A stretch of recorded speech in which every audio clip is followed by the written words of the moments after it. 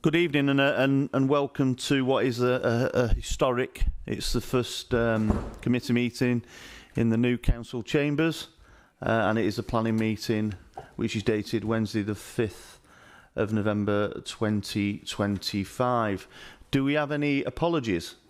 Yes, Chair, Councillors Act are Sajid Hussain and Hurley. Do we have substitutes in? No substitutes, Chair. Sorry. For the record, and Sorry, Chair. I'll be substituting for Councillor Shoaib. okay, no problem. Do we have any urgent business? No, Chair. Okay. Do we have any declarations of interest? No. Okay. Public question time. Have we got any questions? No public questions, Chair. Okay. Refer to the minutes of the previous meeting. If I can seek approval. All in favour, yeah? Approved. Now, before we move on, I'm going to move the order of play around. I'm going to bring to the forefront the Vestacare Stadium in lieu of the people who are here to speak, etc. So, item number 5 is now the Vestacare Stadium, White Bank Road, Oldham, and I'll hand over to the officer. Thank you. Thank you, Chairman. So this application is for variation of some of the conditions attached to the use of the artificial turf pitch at the Vestacare Stadium on White Bank Road, Oldham. Permission was granted for the pitch in 2016 with some conditions attached, guiding the operation of the pitch. So the current application is to vary some of the conditions to facilitate the holding of some events on the pitch for 2 nights in a year. The application is before committee tonight because the site is owned by the council and there have been some objections to the proposal.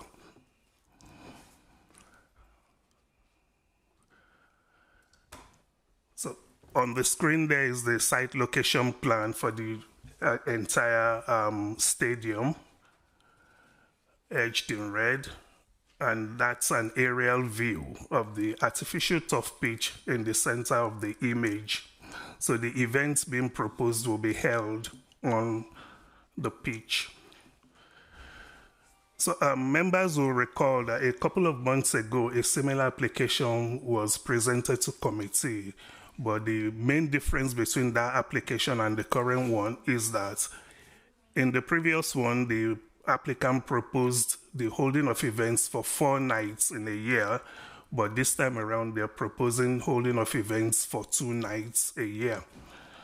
So in terms of the material planning considerations relating to the proposal, we've got the principle of the development, and because the site is currently used for activities that involve the gathering of spectators, we believe the events that will be held will be similar to the current use and therefore will be acceptable in principle.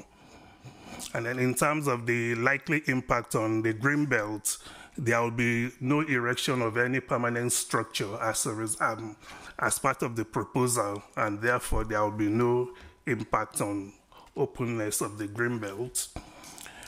The next consideration is the impact on neighbors' amenity.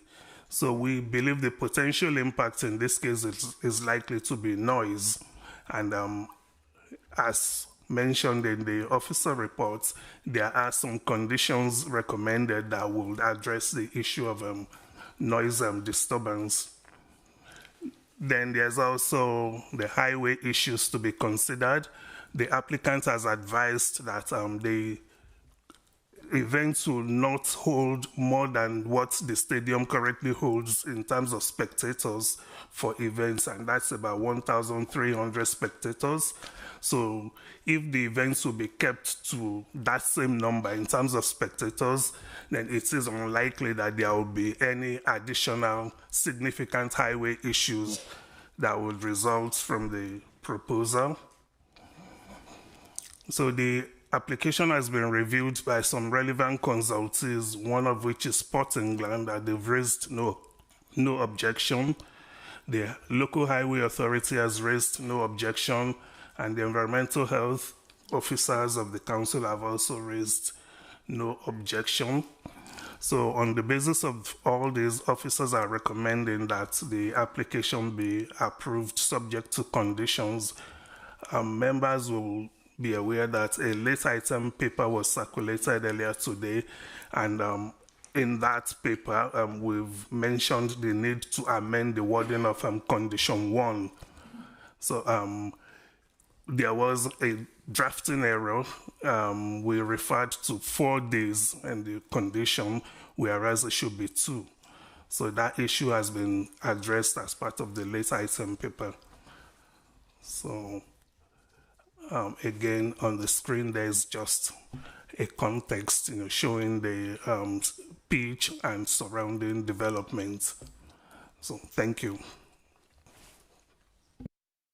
Thank you. Do we have any questions for the officer?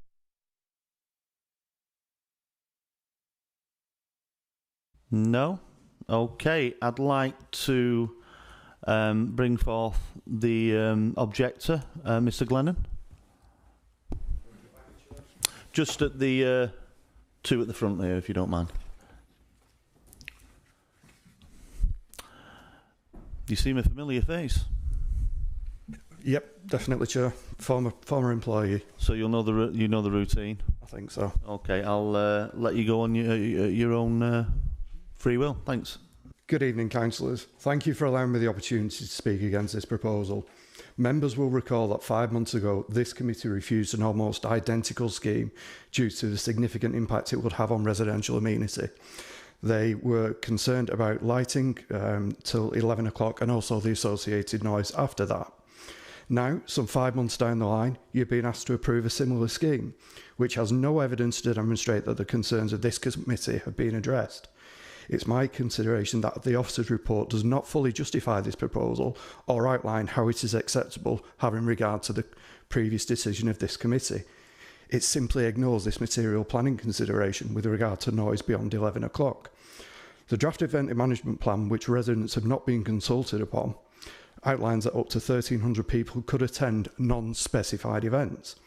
So you've settled down to sleep on a Sunday evening, you've got the kids in bed ready for school and ready for work, and should this application be approved beyond 11 o'clock, you've then got to deal with people leaving the event full of the joys of spring, in high spirits, and that creates noise and disturbance. That would not protect residential amenity. It would have a significant adverse effect, even though this may only be 2 days. This facility has a history of breaching existing planning curfews, and residents have no confidence that the applicant would adhere to any restrictions if they are imposed upon any grants of planning consent. Residents ask that this committee refuse the proposal. Thank you. I'd be happy to answer any questions this committee may have. Thank you, Mr. Glennon. Do we have any questions? Councillor Holbin? Hello. Just one. Is it the... If there were determined days that they could have this, rather than saying Friday, Saturday, Sunday, if it was just a Saturday that they would allow this, would that change your opinion? It's a difficult one to sort of answer on behalf of half a dozen residents who've instructed me. Obviously, if it's a set day, that makes life a little bit easier. But what we've got to bear in mind is there are a number of people who sort of have families on that in the vicinity who work and have to get up. And it's not just a matter of the floodlights finishing at 11 o'clock. It's then having to get rid of 1,300 people. And, you know, no matter how good an event is, there's all going to be sort of high spirits and noise and disturbance associated. And 1,300 people leaving the vicinity is going to carry on for at least half an hour. Wade? Thank you, Chair. Hi, Gareth. I've got a few questions, actually. First of all, is there any issue from the residents about the use of the Vestercare Stadium in a sports capacity? No, the majority of people who sort of live on White Wank who've instructed me have been there for 30, 40 years. They know it's a sports stadium. They accept that. Okay. We also know that there was a similar application for 4 days, which was rejected by this committee. Since that rejection, has there been any breaches of the conditions, as in terms of lighting? I believe there's been at least one that I'm aware of, and that's when Avrils played Bury FC and the lighting sort of continued beyond 11 o'clock. That was made aware to planning enforcement, and I think the response from planning enforcement was, this was an isolated incident, we can't do anything about one single breach. But there has been other breaches. As far I understand, so yes, Councillor. Okay, so you also alluded to an event management plan, which I've been trying to get hold of. I can't see if anybody can help me with that. That'd be helpful. Have the residents had an opportunity to have a look at that? No, I was in correspondence with the case officer regarding this, and officers deemed it not suitable or unnecessary to consult with residents. They deemed that such matters can be dealt with by way of pre-commencement conditions. My retort to the officer was, this is a fundamental issue and there should be correspondence between residents and possibly local ward councillors to agree these fundamental matters, because ultimately they're the ones that know how this stadium operates on a day-to-day basis, and with respect, officers don't have that knowledge. Okay, thank you for that. And from our last meeting regarding this, I remember that there's quite a bit of disparity with this stadium to other sites in Oldham. I think from memory, Little Wembley had cut off during the week at 8 p.m, 6 p.m. on Saturday. Royton and Crompton had cut off at 8 o'clock, and weekends it was 6 possibly, with noise restricted at 50 decibels for and 55 respectively. Correct. There was certainly a noise condition imposed in respect of Little Wembley. What that condition is, I've not got that paperwork in front of me, unfortunately, so I can't confirm, but 50 dBA does sound appropriate. And yes, you know, the hours of operation at the Vestacare are far in excess of those which we've discussed and talked about previously. And the EMP which we've been submitted today, although I've not got it in front of me, I did read it earlier, it mentions at 85 decibels. Is that correct? I think it mentioned that. The officers commented that it was a draft document, but this is a spurious measurement, a spurious figure, which, you know, sort of has no bearing as to where the measurement has been taken from. I accept that it is a draft document, but again, you know, this is a fundamental to how this application is determined, and to leave it to a condition for further discussion. To my mind, this is the information that committee should have before them in order to make a sound planning decision. Okay, so it's a draft document, but it's a draft document which this committee is supposed to rely upon to make a decision, right? Officers have recommended that an event management plan is submitted for further consideration. The difficulty with that is the process that happens is it's a discharge of condition application, so that is dealt with solely by officers. There is no input from consultees from this committee, because this is a big consideration and a big concern of the committee as per the previous decision. So there's no input from the likes of the ward councillors, from local residents into this management plan, which is supposed to, you know, sort of ensure that they adhere to all the information contained in that plan. Thank you, Gareth. And so what you're saying is that this is the only opportunity for anybody to have any scrutiny over it. Correct. Thank you very much. That's all. Councillor? Thanks, Chair. A couple of things. The first question is, they're talking about having 1,300 people at these events. Can you confirm, have you ever been there, or have any of the neighbours been there when there's been an occasion where there's been 1,300 people at the stadium, and how did that work out? I mean, potentially, it's a sports arena, so I suppose it would have been for that, but this could be concerts or anything though, couldn't it, I suppose, so maybe there's a difference. It could be anything, yeah, as you say, Councillor. My understanding is the last time there was in excess of 1,300 people there was when Avrils played Bury FC, and I think the documented attendance is 1,350 people, and at that point that's when they breached the curfew. Okay then, so the other thing I was going to say to you was, how do you think it would work if this was done on a temporary basis to see how it went, if it was granted on a temporary and see how it went? I don't think residents have got any confidence that that the applicant can sort of adhere to current restrictions imposed. There's been numerous complaints over the years in terms of sort of breaching these consents, and as your officers will turn around and tell you, in order for the council to serve a breach of condition notice, it has got to be a continuous breach. So the fact that this would happen over 1 or 2 days per year, the council would be powerless to take any action to regularise this development. To my mind, it is wholly inappropriate in this location.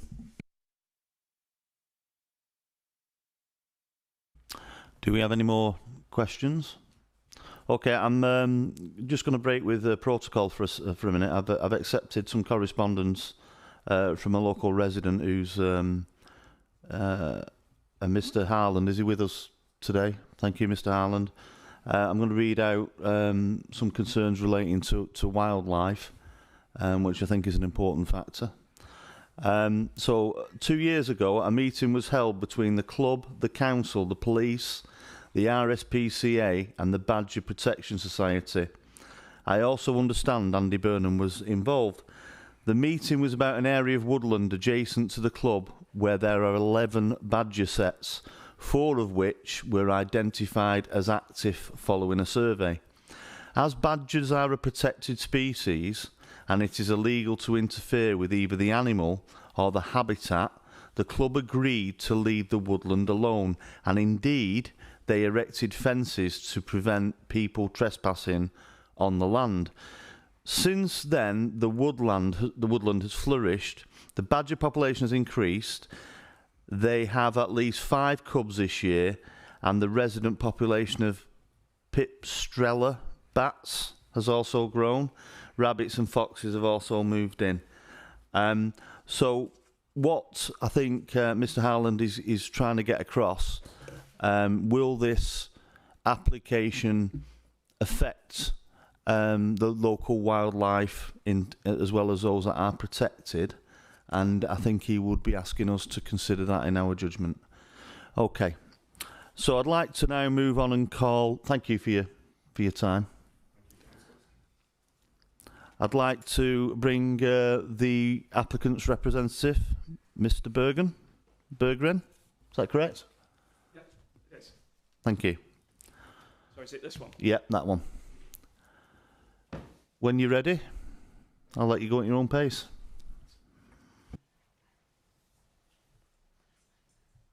Good evening, members. My name is James Berggren. I'm a planning consultant and the agent for this application. The application, as outlined, seeks to make some minor variations to existing conditions on the 2016 Planning Permission to allow for the use of the playing pitch for non-football related events for 2 days per year, which is a reduction from the aforementioned previously refused application by half that was previously requested. These events would specifically take place during the summer months. The events stated in the officer report would be spread between the months of May and September. They may consist of a presentation evening, a music event, a beer festival, or a boxing event, the type of events you would usually associate with a club like Averil. Officers have recommended, and there's been a discussion on this, a condition that requires an event management plan. To give comfort and to provide environmental health with an opportunity to review what measures could be put in place, we submitted a draft document of this, but the final version would be subject to agreement via condition discharge. The management plan ultimately would be tailored to suit the proposed events and would be controlled by the council. Significantly, the draft EMP, Events Management Plan, has been reviewed by the council's highways engineers and environmental health officers, and they raised no objection subject to the noted condition. There will not be a greater number of people travelling to or attending the events than would usually be expected for big match days, and the council will be able to control noise. The conditions imposed ensure that the council retains control over the events, which will in turn ensure that the amenities of nearby residents are protected on each of the 2 days. Furthermore, my client has confirmed that they will submit an event notification to licensing prior to each event taking place. Just a couple of points on some of the comments made by the objector there. There is the condition limiting as proposed to 11 p.m, so it wouldn't be beyond 11 p.m. The issue raised with regards to the floodlights being on past the conditional operating hours, that was brought to our attention by the council, and my client did respond, and on that specific day, my understanding, and was confirmed by my client, there was a medical emergency at the site that required the lights to stay on longer than would normally be the case. I hope that what I've said and the information I've provided will give you sufficient comfort to follow the officer's recommendation.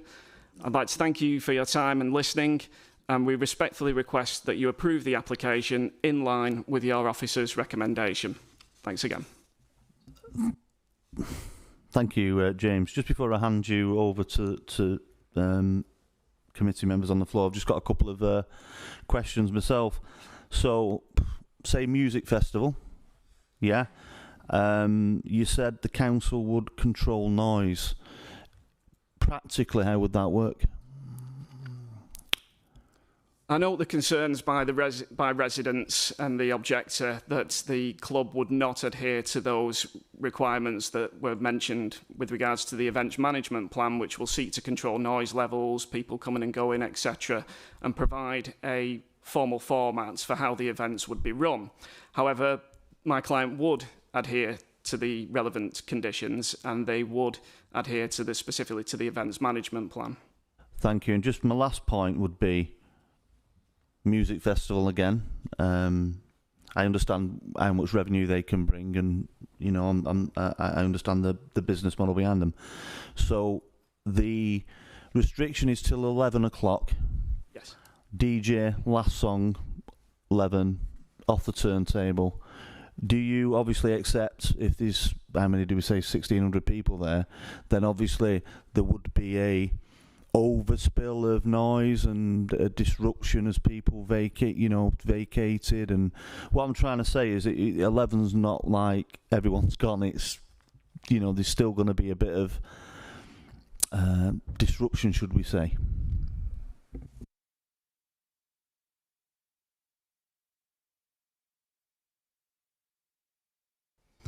The purpose of the events management plan would be to control and minimise noise and disturbance to the lowest possible effect. There would be stewards on site. I'm sure that they would provide additional staff to ensure that people exit and egress the site as peacefully and as safely as possible as well. So it's not going to be a free-for-all. There would be specific measures put in place to ensure that it's a properly managed and organised event, whichever event that may be. Thank you. Councillor Harkness? Thank you, Chair. So at the committee meeting a few months ago, the committee refused it on grounds that because of the extra noise generated and light pollution, it would have a significant impact on the residential amenity. So that was our reason for refusal back then. Why would this be any different? Because you've obviously gone from 4 to 2, but why would that decision not stand again? I think the main 2 points there, Councillor, would be that firstly, it is only now 2 events per year, so it's reduced in half effectively in terms of the number of days that the club are proposing there. They already obviously run the footballing use of the site there. And secondly, the key difference, and I keep going back to this point on the events management plan, and we've provided a draft that has given Environmental Health and Highways comfort that in more detail can be secured appropriately and implemented via the condition process. Councillor Hoban? Thank you, Chair. You keep grasping onto this event management plan as if it's some kind of golden ticket.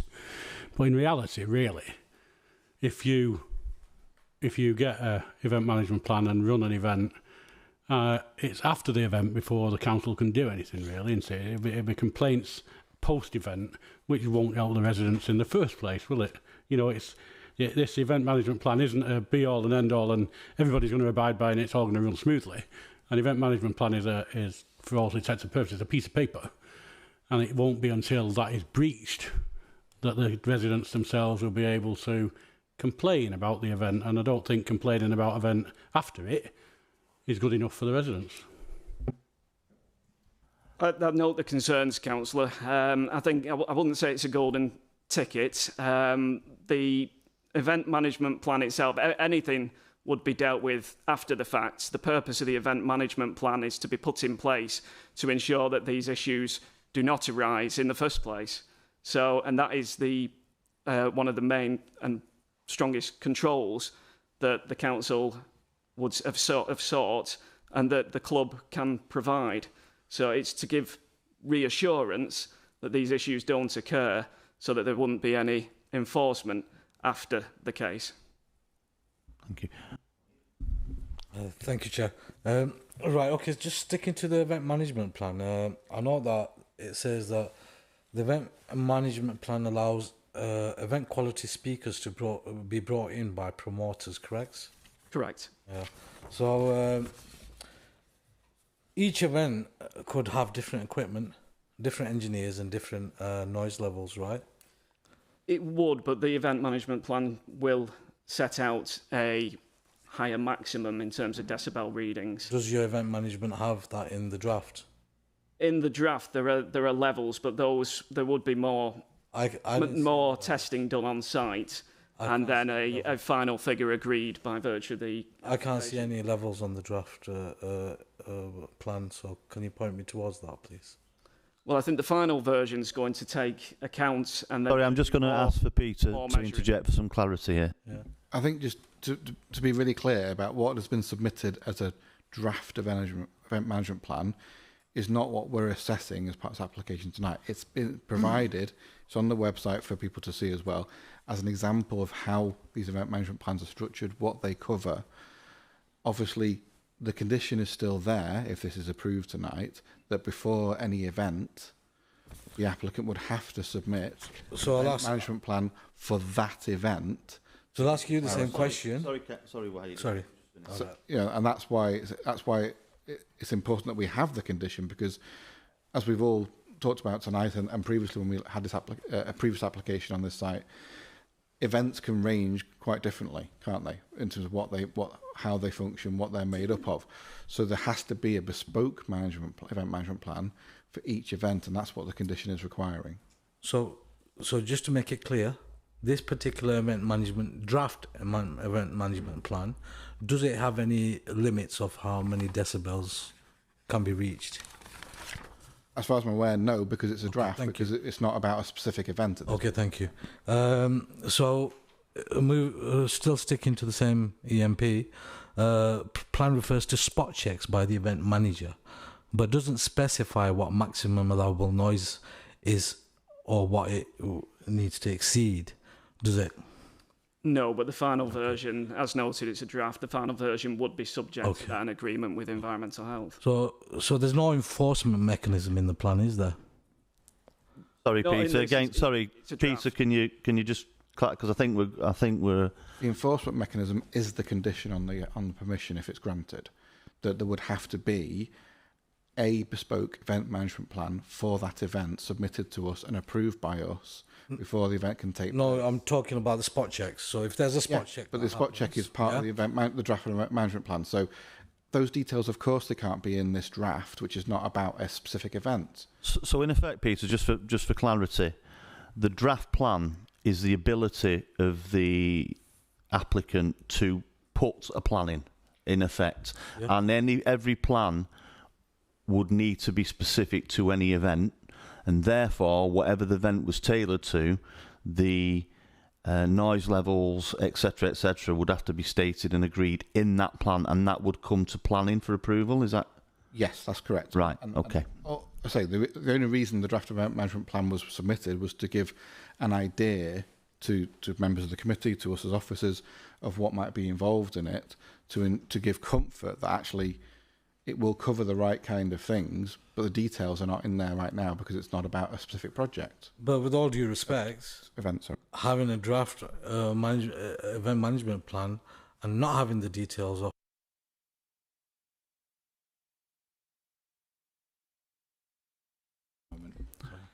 how they will be implemented, and then the enforcement mechanism, how that would actually play out, it doesn't give us any confidence. And I can understand the residents not having any confidence in that. And I'd point it out to the members that what comfort can we take from this draft plan? I'd argue none, because there's nothing there to say how these spot checks are going to do, what the limits are going to be, how that enforcement mechanism is going to play out, and what is going to be the end result if there is a breach. So I'm sorry, I understand what you're saying, but I'd argue that it doesn't give us any kind of comfort. And moving on to sorry, just before I just want to actually reiterate Peter's point. We cannot judge any future event on the draft plan. The draft plan specifically is what it is. It's a draft plan to show that a plan can be put in place, and part and parcel of that plan may include certain things. So it cannot be judged, in my view, the draft plan as a final plan for any specific event. Is that? Would you agree? Okay, thank you. Chair, just coming back on that. What I'd like to have seen in this plan is that if they're going to allow speakers from event quality speakers from anybody external, okay, well, everybody's going to have different kind of speakers. It's a question you need to be asking the. Oh, right, okay. Okay. Sorry. If you were to present this, I would have expected that if you're going to allow speakers from external providers, that you have some sort of limit, because what's acceptable, what's not. You should know, we should know, the residents should know, and then you should have, okay, if you've got spot checks, then you should lay out, okay, you can't determine what maybe a particular event's going to entail, but at least we should have the formula of how those spot checks are going to be carried out, and what happens if there's a breach, because it doesn't say what's going to happen when there's a breach. Are we going to stick to the usual line of, okay, well, we have to have repeated breaches to be able to enforce something, or do we just turn a blind eye to it?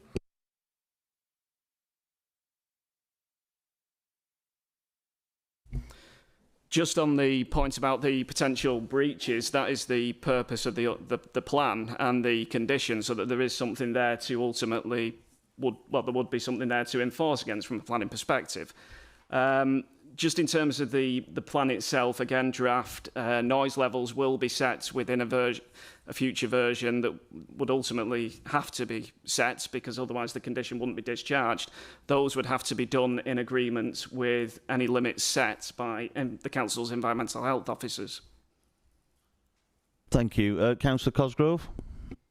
Yeah, it's just a question about the 2 days. Will there be 2 days together or 2 days separate? Most likely 2 days separate. In theory, they could be 2 days together, but it would most likely be 2 separate days during those periods set out in those months. It will make a difference to the other part of my question. So, is there any evidence? Do you know whether it will be or not? I don't know for sure. It's okay. The application seeks the flexibility for 2 days. They could be together. Most likely they will be. They won't be. But it potentially could. Can I ask? Yes, you can, Councillor Cosgrove. Have we got a recent ecology report for this site? Yeah. I don't think we have a recent one, because not as part of this application. We certainly wouldn't, because obviously. I'm just thinking the past applications. How recent was the ecology report for it?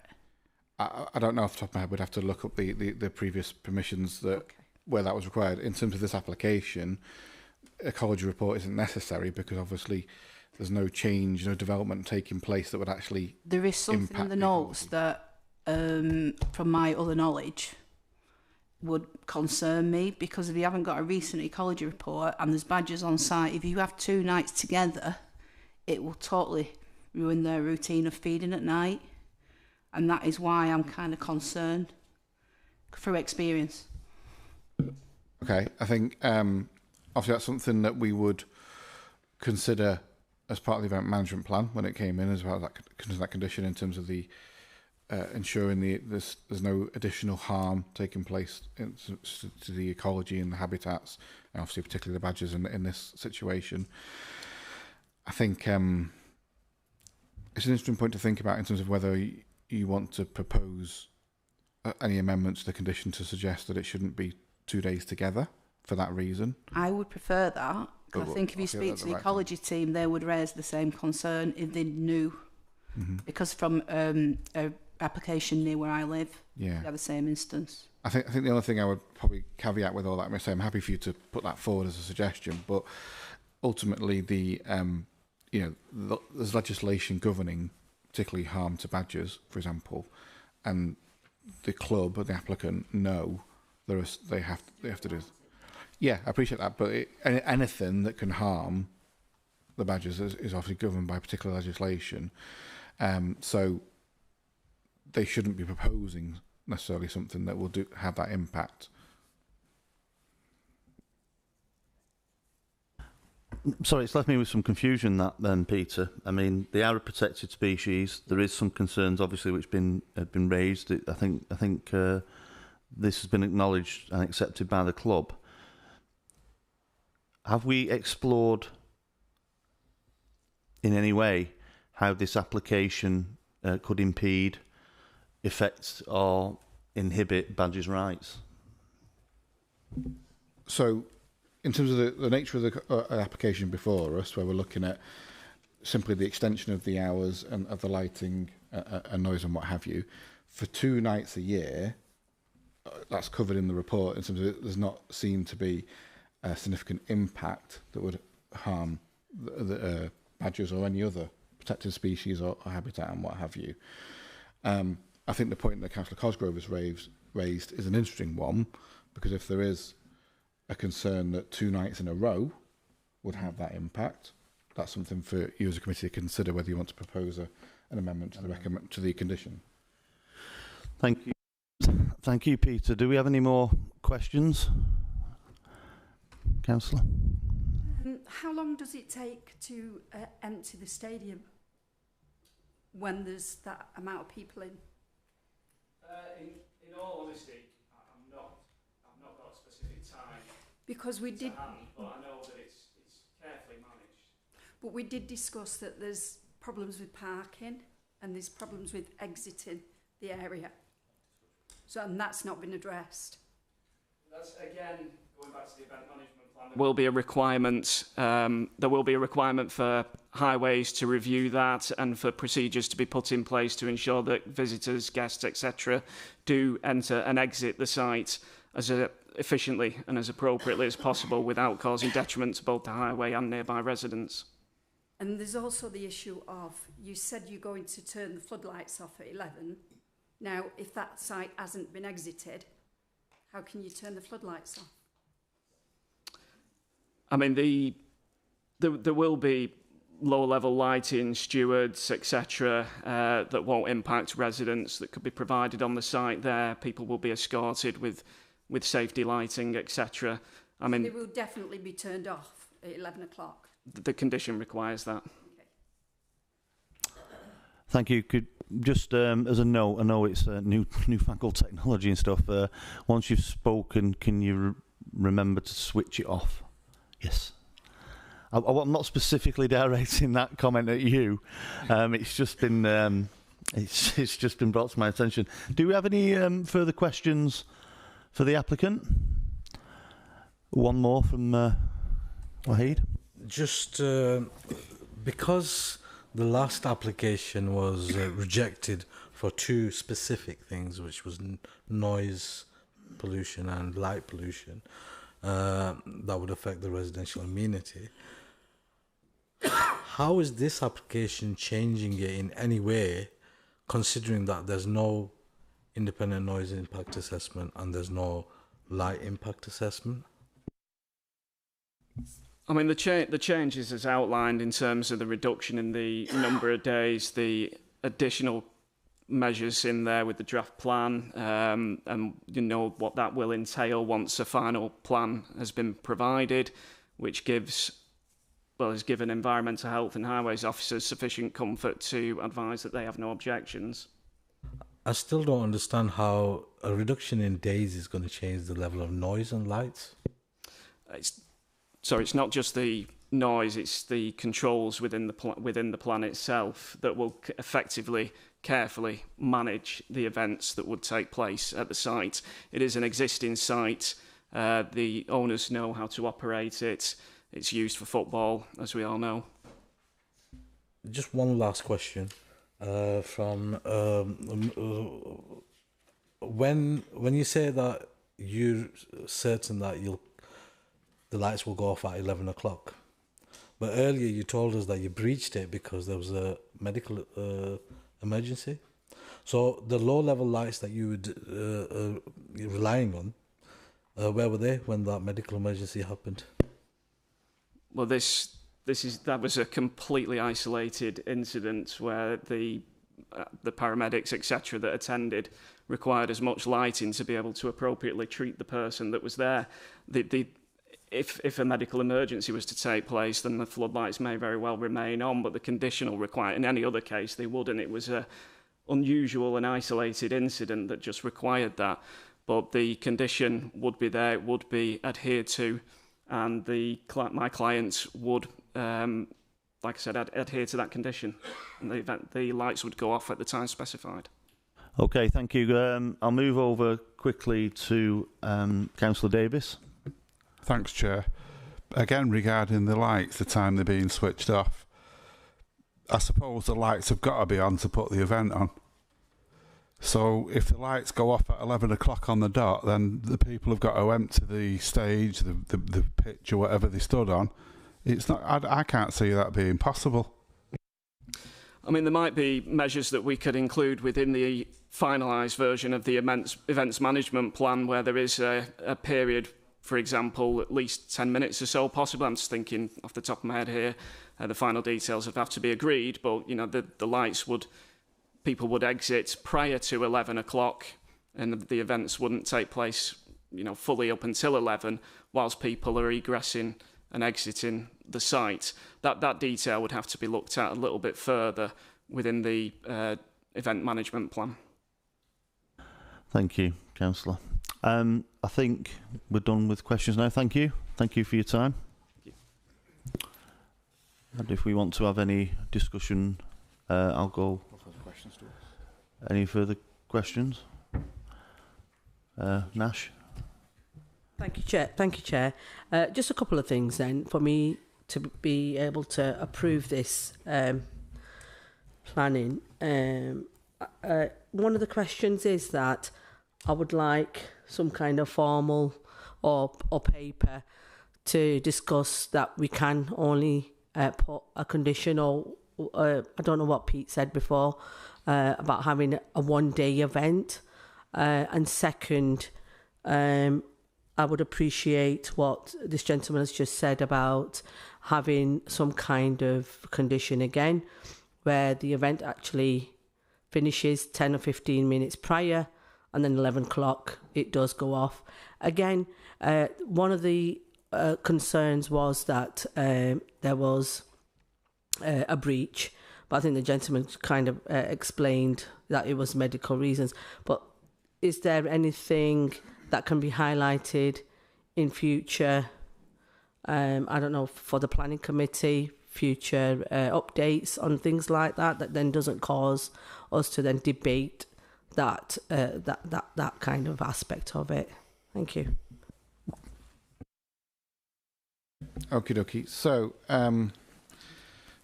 in terms of introducing something around not having two concurrent days for events, I'm just trying to read the wording of the proposed condition to where we'd insert the right word. So, for example, the proposed condition 14 that's being applied for, which is under paragraph 4.6 of your report, it talks about the use of the pitch for other events as proposed, brackets, which shall not exceed 2 days in 2026 during the months of May, June, July, August and September. I think maybe if we just simply add the word non-concurrent before the number 2, we shall not exceed after the word 2, we shall not exceed 2 non-concurrent days. Non-consecutive, that'd be better, wouldn't it? Thank you. This is for the legal terminology. In fact, so that's something you can consider whether you put forward as an amendment if you want to put forward a motion to approve. Second point was around the hours, I think, wasn't it? Into the lights switching off and the hours of the event closing. So personally, I don't think it needs an extra condition because that's all something that we covered through the event management plan. Again, I think we have to bear in mind that while this is looking for obviously different kind of events, this stadium has sporting events all the time under the current conditions, and obviously they're supposed to turn the lights off at a certain time, so they make sure the matches finish well in advance of that to allow time for people to exit before the lights go off.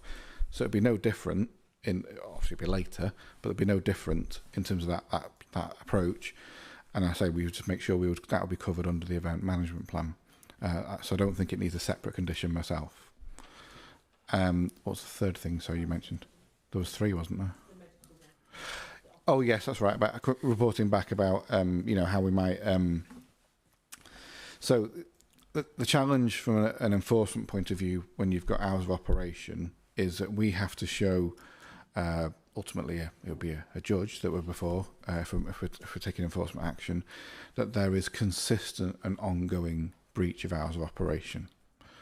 So that's what I think. There was a comment earlier about the fact that it was perceived that we couldn't take any action because of a single breach, and that's correct. From a single breach, we wouldn't and couldn't take enforcement action. Obviously, there's been a particular situation that's been talked about tonight about a medical emergency. Obviously planning is very important to me, but someone's health is far more important. So I think that's an understanding that in that kind of situation, obviously it's not something we would take action against in any event. But yeah, I think in terms of ongoing in other types of applications where there's consistent hours of operation or hours of lighting, if there's a consistent breach, we would look to take action. And something like this, it's more about how we manage, because obviously the events are only 2 a year anyway. It's again how we manage them through the event management plan. Obviously the applicant is the council's tenant as well, so there are other routes to explore from that point of view. So yeah, hopefully that answers your question. So I suppose, just before so I suppose the fundamental thing here is, I think the reason it got rejected last time, so them concerns and issues have not been eliminated, rather they've been reduced by the number of events. I think that's the critical thing here, and it's about balancing what inconvenience is acceptable and finding that medium, I think. Sorry, Councillor Charters. Thank you, Chair.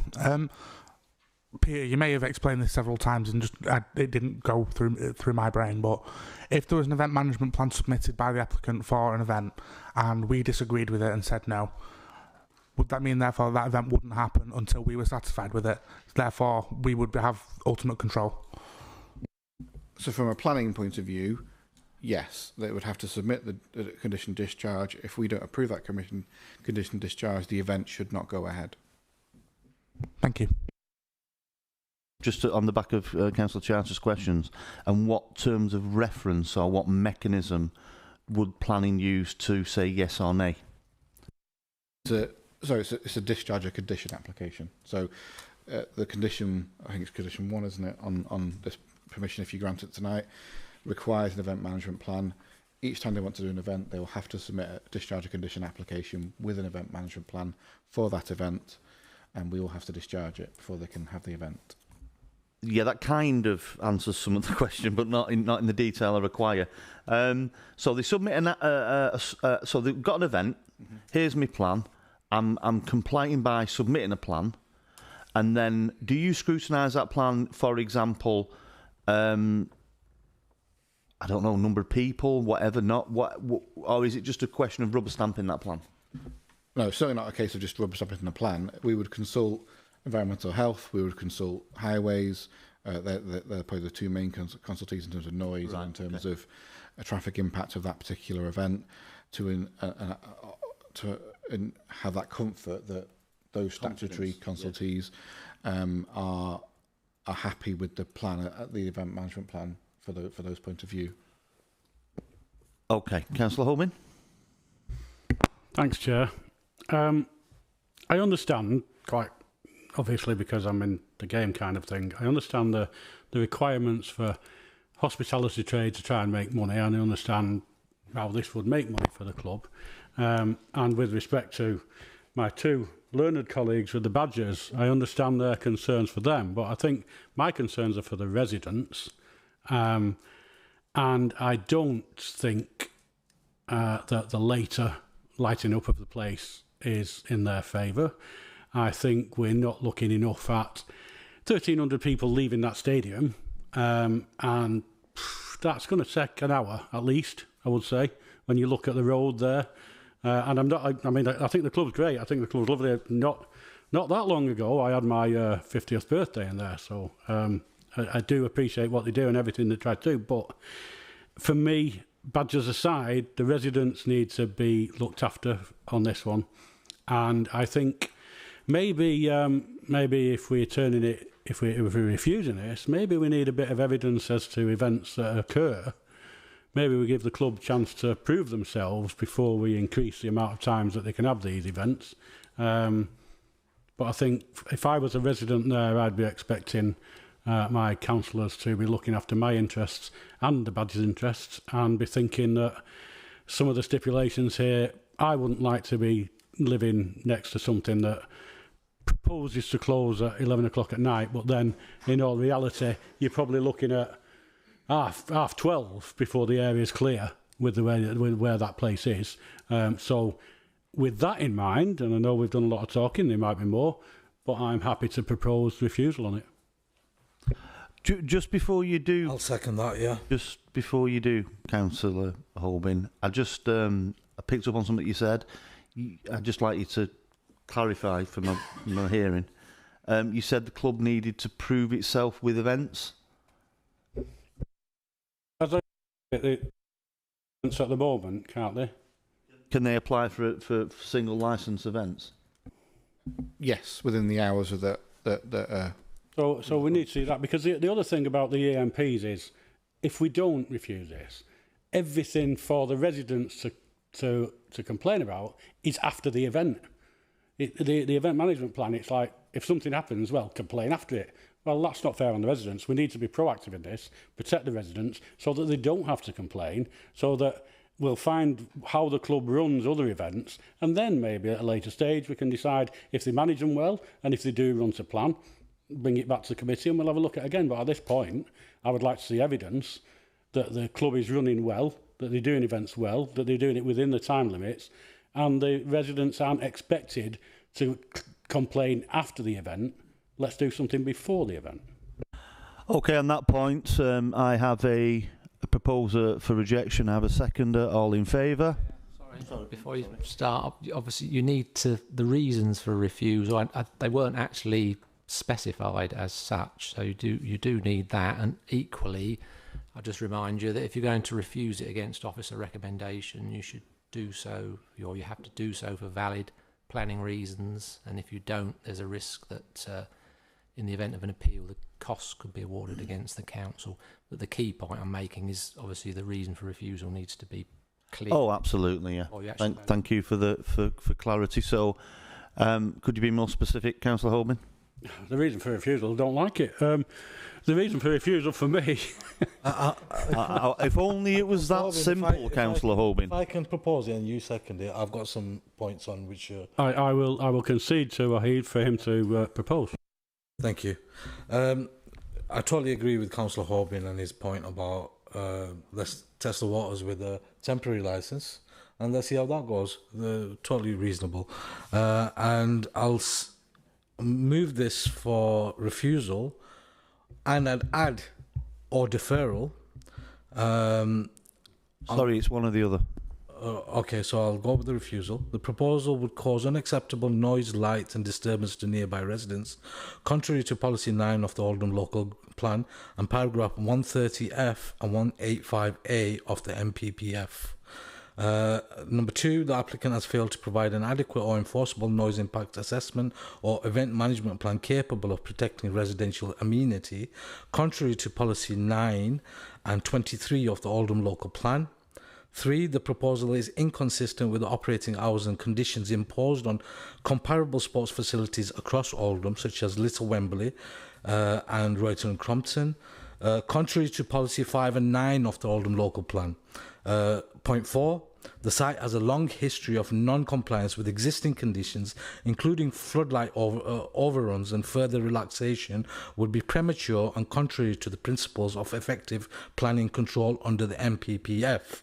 And finally, number 5, the decision-making process has been procedurally unfair, with no public consultation on the event management plan and no disclosure of environmental health comments, contrary to the principles of open governance in paragraph 39 of the NPPF. Thank you. I'll just give you a few minutes because there's smoke coming off your pen. And I will second that of my learned friend's readings. I'll bring Peter in just to reiterate what we have just heard. Well, no, not exactly. But well, can you paraphrase? No, I mean, obviously we took notes, but obviously we got the recording as well, so don't worry. It was the structure of how you did it was very good. Thank you. Brilliant, that AI, isn't it? However, so in terms of reasons 1 and 2, there I would say potentially valid planning reasons that you can consider as a committee. In terms of the other 3, I would strongly recommend that you would not include them as part of your reasons for refusal. So in terms of the point about consistency with other pitches, obviously this already benefits from a permission that involves certain hours for sporting events to a certain time. The fact that subsequent permissions on different sites in a different context may have been granted different hours is not necessarily relevant in this situation, because all we're considering is whether to extend the hours already granted to this site to 11 p.m. So it's not about consistency with other sites. And again, it's a different kind of facility to a lot of the other sites that were talked about as well. Non-compliance, you cannot refuse a planning permission on the basis of enforcement concerns about the applicant. We cannot consider who the applicant is when we consider an application, or their behaviour or their character. So very much reason 4 is not something that I would suggest you put in. And in terms of the decision making, ultimately I would have to disagree with your view on that, in terms of obviously the draft event management plan has been put on the website. We didn't need to notify residents again for something like that, because it doesn't go to the heart of the permission. The heart of the permission is about events in general and the hours of operation and lighting and what have you. Environment, we don't necessarily always publish all the comments from consultees, but we do reflect them in the committee report. So again, the information is there, available for people for you as a decision-making body to have a mind to those issues. So if the committee is minded to refuse on tonight as per this motion, I would strongly suggest that you focus on only reasons 1 and 2, and you don't put forward reasons 3, 4 and 5, or I would be concerned that we would, in event of appeal, and if we, even if we won the appeal, that we would get costs against us for those 3. Right, reply?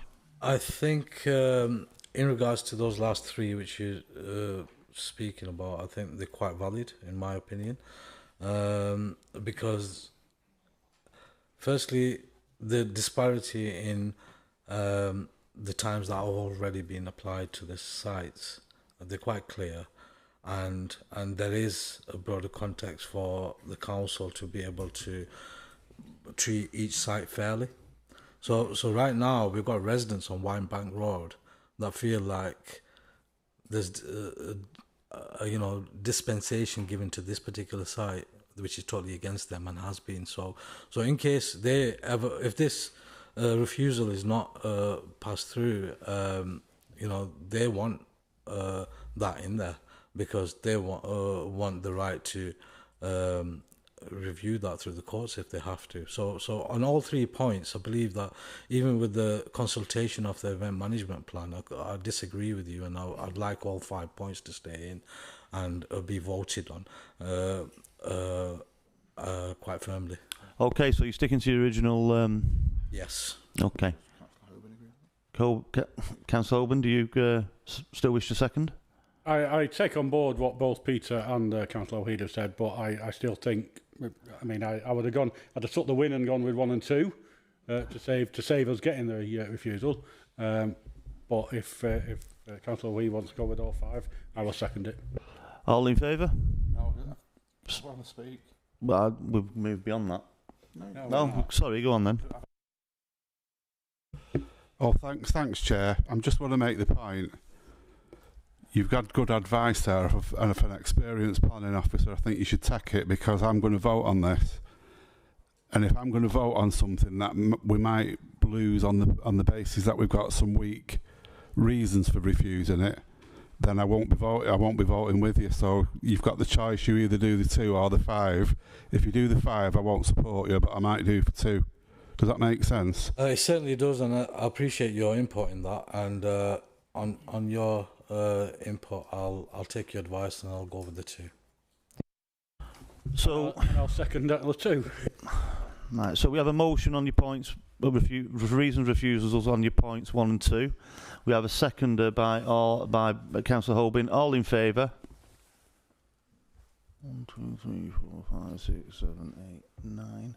Against? Refused.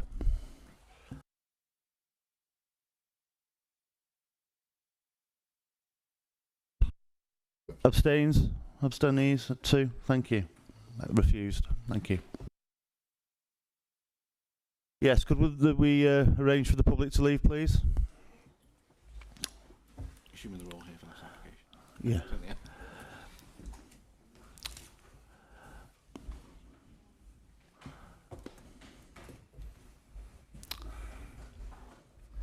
A momentous day for the badgers, the rabbits and the foxes. And the rabbits and the foxes. And more importantly, the residents. Okay.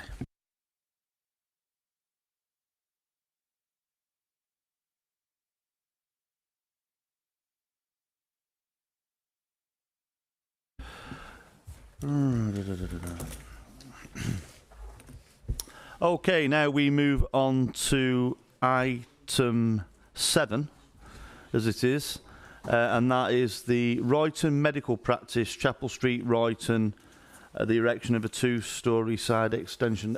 Do we have a new officer here today? Have you been here before, sir?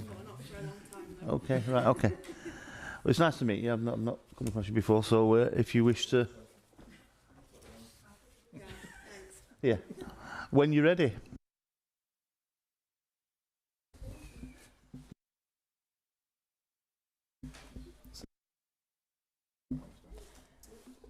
This application is for a 2-storey side extension at Royton Medical Practice.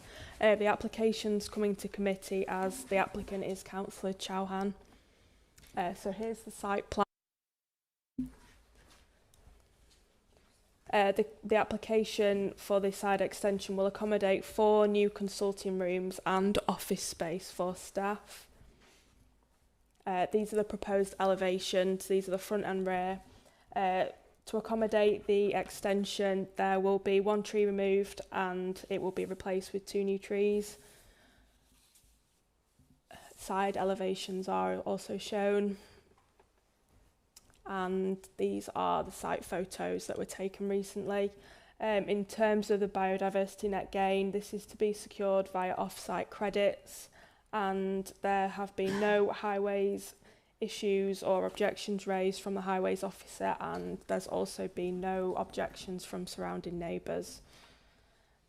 That's it. Thanks, Chair. Yes, thank you. Do you have any questions for the officer? Councillor Charters. Thanks, Chair. So I've been on site previously to this medical centre. I know that parking's quite a big issue around there. Obviously, trying to get onto the car park, quite difficult for patients and people visiting that site. So I was just wondering if we're extending, if the site's being extended, is there being any provision made for more parking at that site? Obviously, I know the highways team have said there's no objections, but I understand that residents might not be bothered now, but they might be bothered in 6 months' time when they can't park outside the house. So I just wondered if that's been looked at all. In terms of the application, there isn't any increase in parking spaces proposed, but the highways engineer has recommended a condition to extend cycle storage on site.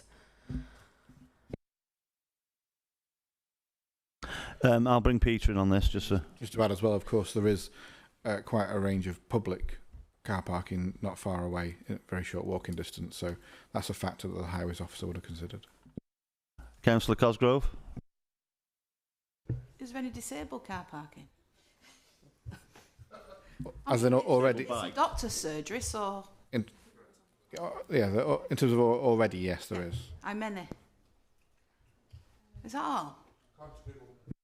According to Google Maps, there's 2.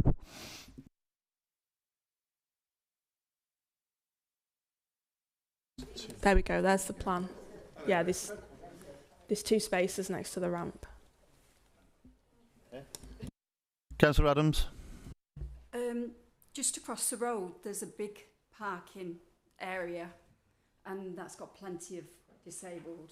I mean, I know they've got to get across the road, but it really isn't far. Yeah. Councillor Harkness. I'm going to move approval. Can I second that, please? Do I get a seconder? Ash. All in favour? Unanimous. Briefly, no abstentions, no? No, okay, unanimous. We move on now to item number 8, as it is. Grape Mill, Corn Street, Oldham. Queen Street, Oldham, that. Coin Street. New Coin Street. New Coin Street, thank you. It's got this image of badgers. No one asked me if I was new. Anyway. Sorry.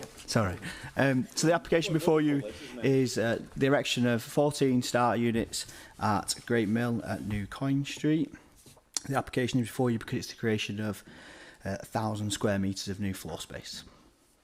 The application site on the screen there shows where the development will take place in red and the wider ownership of the applicant in blue. The development is to the north of the existing mill and is on an area of open storage and car parking. The aerial image there shows that the site, whilst used in a pocket in the centre, if there's a point, is that the point? See the pointer there? This area is used.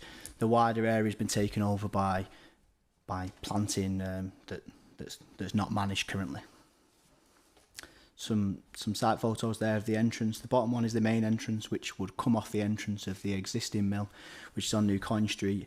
And as you could see before, the driveway comes around that existing corrugated building there that you can see in the photos, and there's an up and down, so east and west view on the top of the access road, where the access road would go. These are some additional photos showing the nature of the site currently and what it's used for, and that shows the sort of western edge where 2 units are going, which I'll explain in a minute. So the development is split in 2 across the site with a central portion of 12 units, and then to the west there is 2 additional units that are slightly larger than others. On site there is the retention of some of the landscaping that currently isn't managed, and also improvements to that proposed. This plan shows a cross section of the site, both the 2 units on their own at the west of the site and the main body of 12. Some elevations just to give you all a flavour of it. So in regards to this application, the material considerations are the principle of it, which would bring forward starter units and support existing employment use of the land. There is a design element which meets in my opinion, an officer's opinion, meets the design character of the area, which is an existing employment site, which is surrounded by existing employment in Royton. In terms of amenity, the site is in an employment area and it isn't particularly impacted by neighbouring residential properties, that they are some distance away. In terms of highways, it's been considered by the highway engineer, and the access is considered acceptable in terms of size of vehicles to serve the buildings. In terms of ecology, our colleagues at Greater Manchester Ecology Unit consider that BNG can be achieved on site, which is biodiversity net gain on site. However, some of the details submitted, there were some differences in opinion, and obviously amended materials required, and that will come on to the recommendation, which is above you, but I'll read out in a second. In terms of drainage, the Environment Agency have been consulted, and originally they did object, but it was only in regards to a lack of being able to accurately read the flood risk assessment on our public access, which has been changed. They've then subsequently rescinded that objection, subject to an informative note. You have considered the drainage strategy, and so have our drainage engineers, and they're accepting the proposal in terms of that drainage strategy.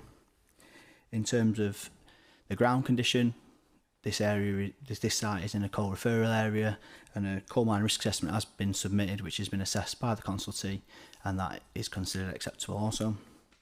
Finally, in terms of trees, as you can see from the pictures, the site isn't managed, and obviously there is some growth of self-seeded trees, and some will be removed to facilitate the development. However, overall, given the landscaping and the subsequent biodiversity net gain improvements that can be achieved on site, given the retention of those areas that currently aren't managed, it's considered that it will meet the policy and it's acceptable in officers' opinions. So therefore, coming to the final recommendation, slightly different than usual, it's recommended that members resolve to delegate the final decision to officers, subject to the amended BNG information being agreed by Greater Manchester Ecology Unit, and obviously subject to the list of conditions that's before you in the report. Thank you very much, Chair. You're welcome. Any questions? Move for approval as per the recommendation, yeah? Seconder? All in favour? Unanimous? Passed. Thank you. We have any updates on appeals? Yes, we do. Oh, we do? Right, okay. We do, thank you, Chair. So as normal, just noting the update reports, there's no decision required. We have had 4 dismissed appeals, 5 new ones on there. Unfortunately, we have lost an appeal. And just to provide a bit of emphasis and context to this one, this is the application that was brought to committee, I think it was in April earlier this year. And it concerned the land at the southeast of Medlock Road in Failsworth, and it was for a battery energy storage system. So the inspector, the appeal has been allowed essentially, and planning permission has been granted for that. Members may recall it was brought to committee with a recommendation to approve, and it was refused against officer recommendation. The inspector in their decision essentially agreed that it was inappropriate development in the green belt, but they gave significant weight to the fact that this was essentially a renewable energy scheme, and they gave far lesser weight to the absence of other more preferential sites and the biodiversity and economic benefits, which I know were some of the concerns that were raised by the committee that obviously led to the refusal of the application. So yeah, I mean, obviously I can take any questions or away from this, but we did, yeah, there was a cost application as well, and we've had costs award. Do we know what them costs are? No, it's essentially an invitation to the applicant to submit their costs to us. Which could you update that to us at a further meeting, please? Of course. Yep. Miss Councillor Holbein. Mr. Councillor, I've just got badges. It's just done me with badges. Yeah, I won't talk badges. What I will say is, I think I took the lead on putting this for refusal when it came in, and I'm not blaming any officer in particular, because I wouldn't do things like that to a council officer.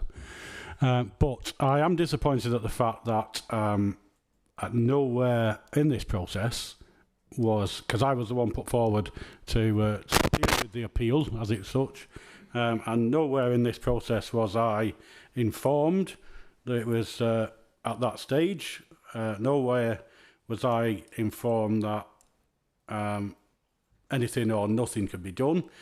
And and I only found out yesterday, that was it. Sorry, Monday, that this had been allowed, and I find it very strange that we're in a committee environment, and this committee has refused something on what we presumed at the time was grounds, and then we do these things for our residents, and then for me now, as the refuser in charge of this, to have to go back to a resident and say, well, we refused it as a committee, but we weren't told at any point that it was going to the inspectorate or what we could do or what we couldn't do, and we get told after the event now that it's been allowed. So any legwork and I know that the resident has been doing legwork and had lots and lots to say on the refusal proposal.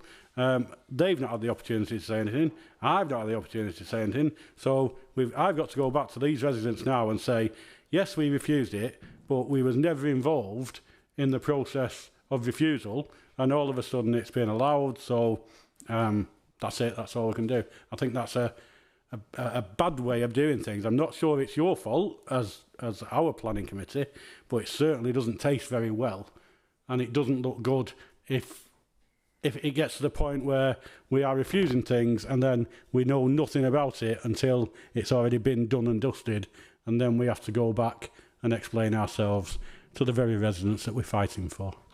So it's a lack of communication you're concerned with, but also a lack of invite to the process itself. Lack of communication, lack of input, lack of everything. Okay. Could we clarify the process, please, Peter?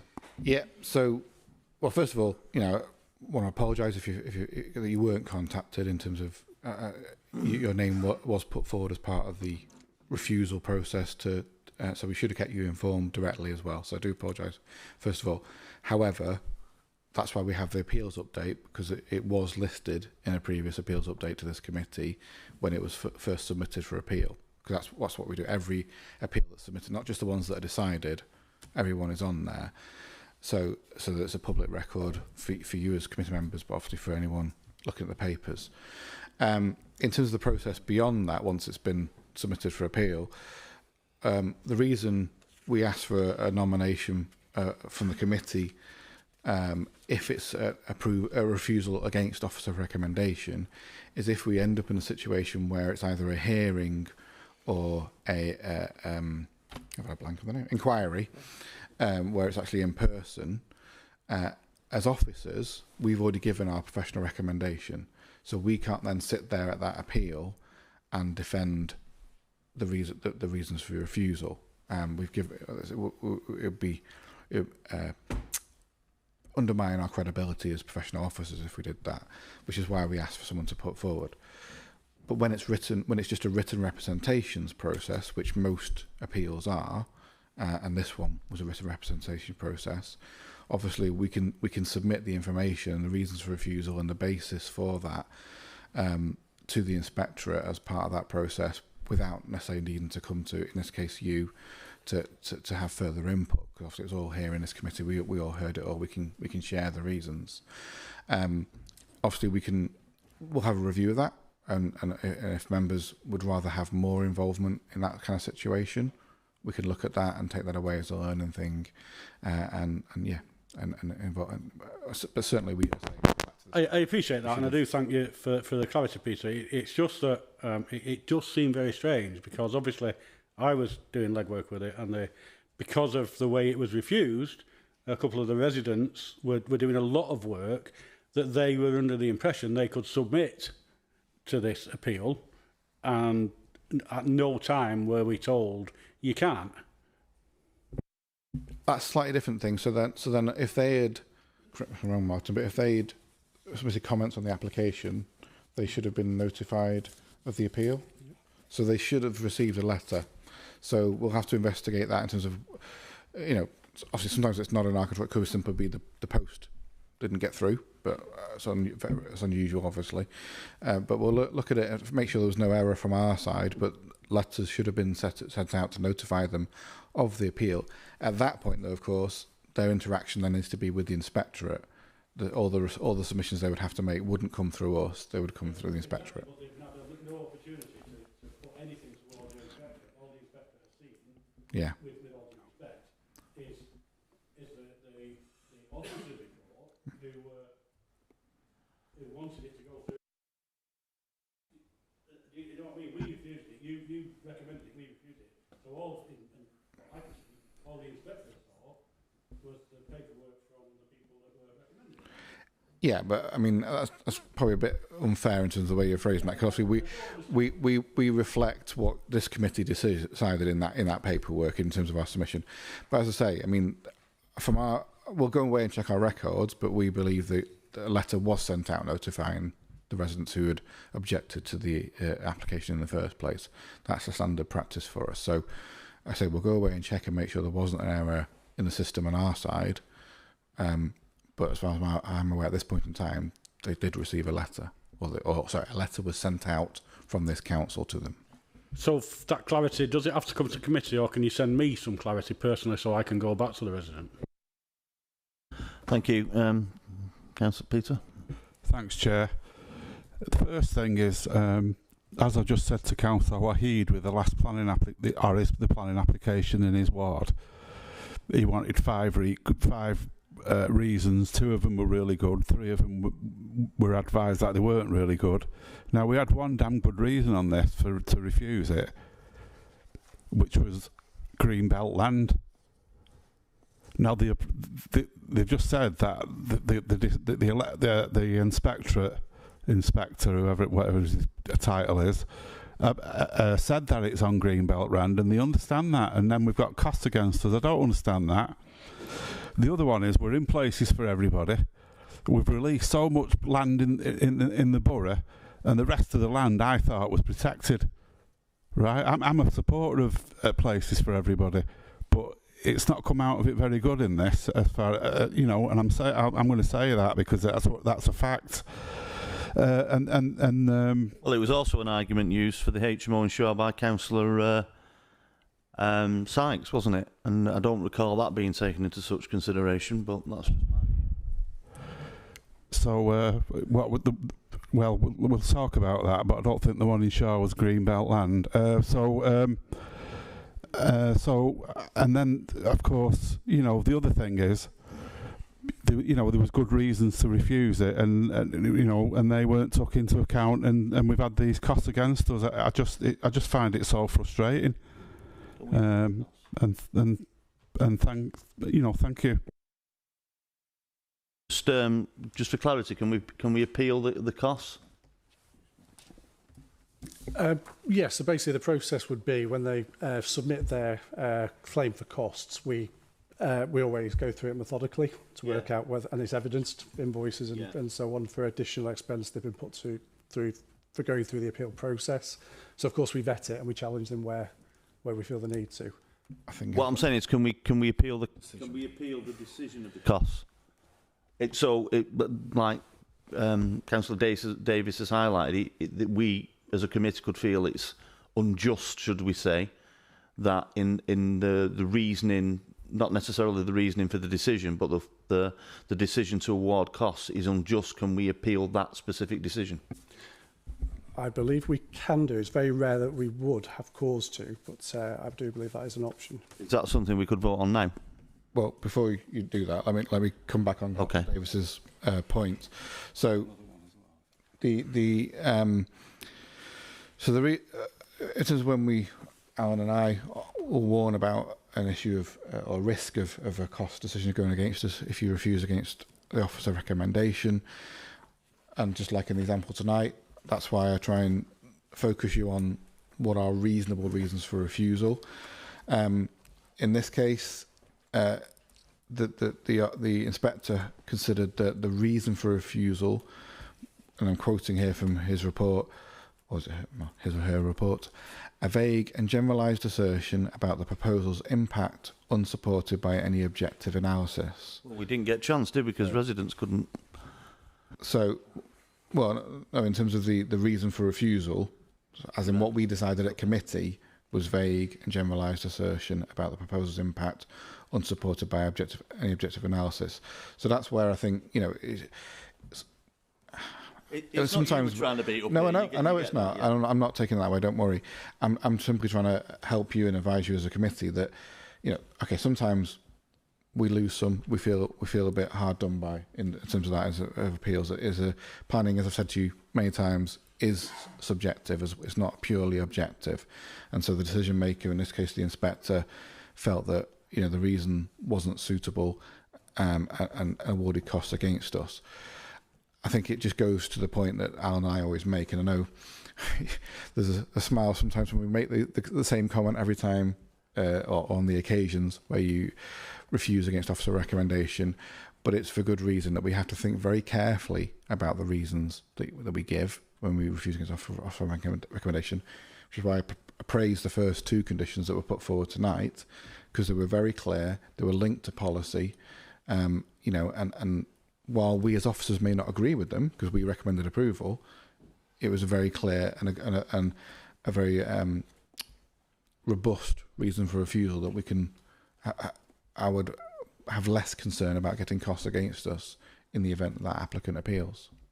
Just before you go to the other, sorry, Chair, can I just quickly on something that Peter just said. The report from the inspectorate mentioned vague, and this is what's getting me now, because had myself and the residents had the opportunity to flesh out that, then there might have been a different answer. Well, as I say, it was in the appeals update that the appeal had been lodged.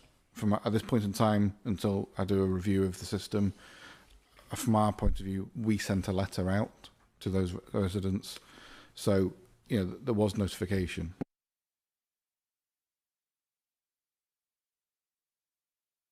And I've apologised for that, but it was in the appeals update, which was part of the planning committee papers. Yeah. If there's an opportunity to do anything. No, I appreciate. Well, there's always an opportunity to do something in terms of that's why we make you as a committee aware the appeal's been submitted, because you as councillors can get involved in any appeal. And I'm sorry to go on about this, Chair, but if you look at the appeals part on the agenda, all it says is whether it's ongoing, dismissed, or allowed.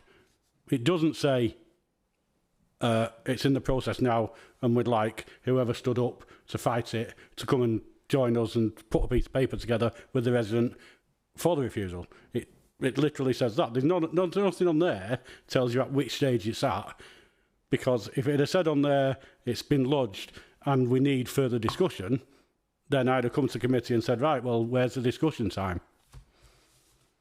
And I'm not having a go at you, Peter. I'm just saying the system does seem to be very weighed in one way with everything that we do at planning.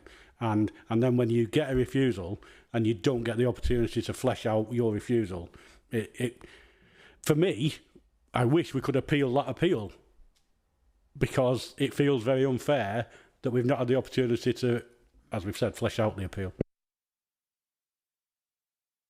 Is there any is there any way we could instill in our processes and procedures the person who's been nominated to act as the defender of an appeal, should we say, is notified that the appeal is live, and if they wish to provide any documentation or a statement or whatever, can we do that?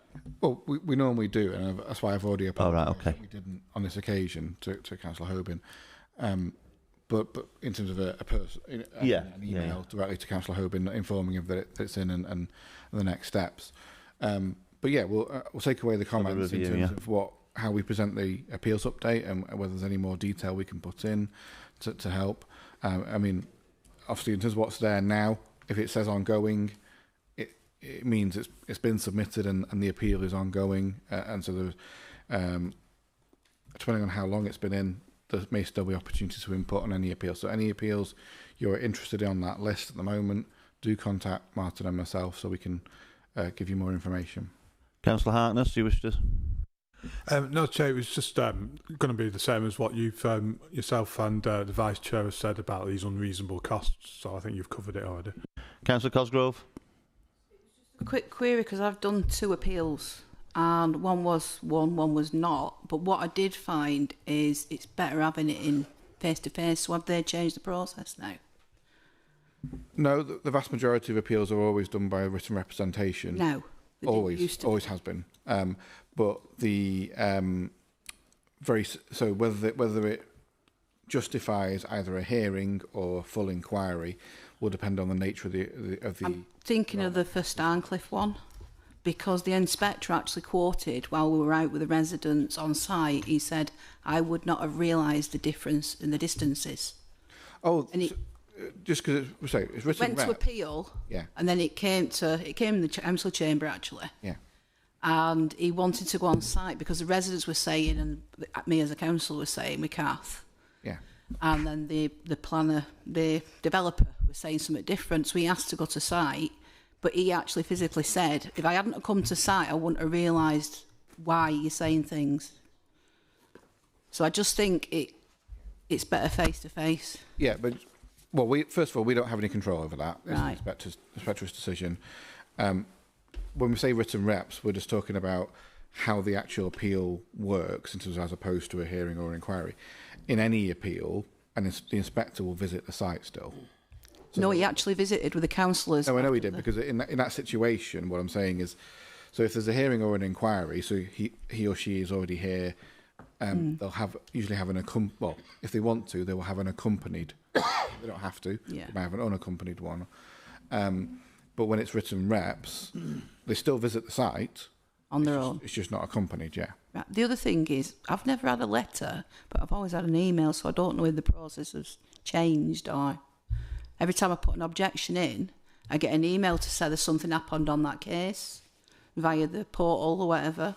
But I've never had a letter through the post, but even before I was a councillor. Can we pick that off offline to work out? I'm just saying that's what's my experience of it. Yeah, the particular situation. Obviously, you don't even be notified of an appeal if there was an appeal in relation to one that you'd objected to. Or you get an email saying something has happened on that case, and then you have to look into it, and it'll say there's an appeal thing there. Okay. Councillor Davis. Yeah, thanks, Chair, for letting me back in. I forgot before when I was talking, one of the other points I wanted to make was, I said about it being on Greenbelt land, but also the fact that it's on Greenbelt land potentially would mean that this is a viable scheme.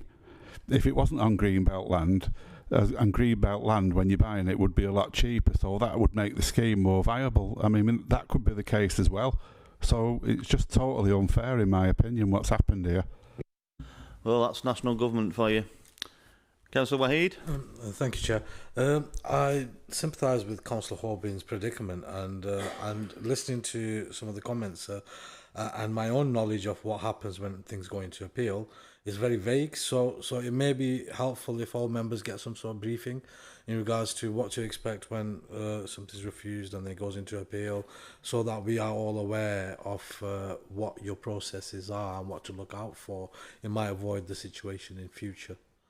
And one final thing, in regards to costs awarded, I think even though I appreciate the fact that maybe when costs are initially awarded, there might not be a agreed sum, an indication should be given to all members of that what kind of costs are awarded against it, so we can focus members' minds about making sure we try to get the correct decision in the first place. Yeah, they're very, very valid points. I'm sure Peter and his team will pick them up. Yeah, I mean, absolutely we'll pick it up in terms of reporting once we've negotiated the costs in the appeals update. Obviously, in this particular situation, we haven't got that far yet. We've only recently received the decision, so we haven't got into that negotiation with the appellant. I suppose the only thing I would simply say is obviously it's not simply about the money, as committee members often remind Alan and myself when we make the comment. We want to make the right decision in the first place and have robust reasons in the first place. So the value of the costs will simply depend upon the nature of that appeal. So, for example, if it was a hearing or an inquiry, it will cost a lot more. The nature of the application, in terms of the complexity of it, and therefore what technical advice the appellants had to use, and ultimately how the appellant has chosen to seek advice, or what advice they've sought. So, for example, on a very large residential scheme, when you're talking about appeal with a major house builder, they will almost certainly use a King's council as their solicitor, which will be a heck of a lot of money that we have to pay in terms of costs in that situation. So I think when Alan and I warn about the risk of costs, it's not about a specific amount, it's about simply be aware there are costs, and what the actual amount of those costs will depend upon the individual application and appeal. Thank you. Councillor Iqbal, would you? Yeah, it's just regarding these batteries on the Greenbelt area. If I recall, there's a time limit they're going to be on there, aren't they? And then they're going to be moved. Or, I mean, I might be wrong. I think in this case, I think you're right. I recollect that as well, yes. Yeah, so they're not going to be just left there for... Yeah, thank you for that. And we close tonight's meeting with a word of wisdom from the Deputy Mayor, like Badger Columbo, enthusiast. Like Columbo used to do. Just one last just one other thing.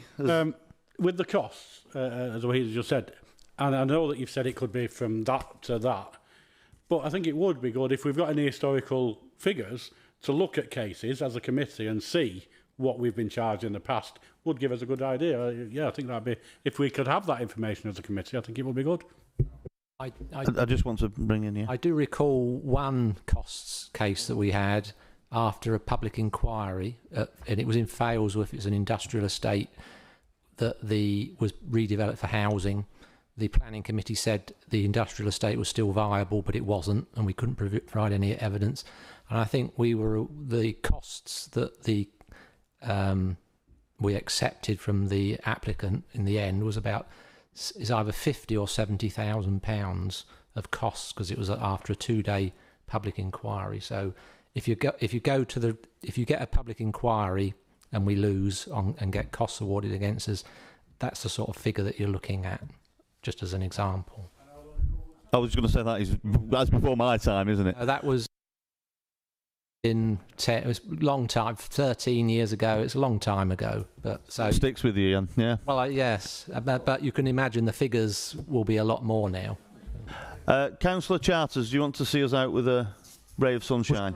Was just letting the Deputy Mayor know that in 2019, when the Haven Lane application was overturned, we were awarded costs were awarded against the council of £35,000, and that was 20 houses, I think. So that's a flavour of a more recent one. Okay. On that note, I bring the meeting to a close. Thank you for your attendance on this historic evening.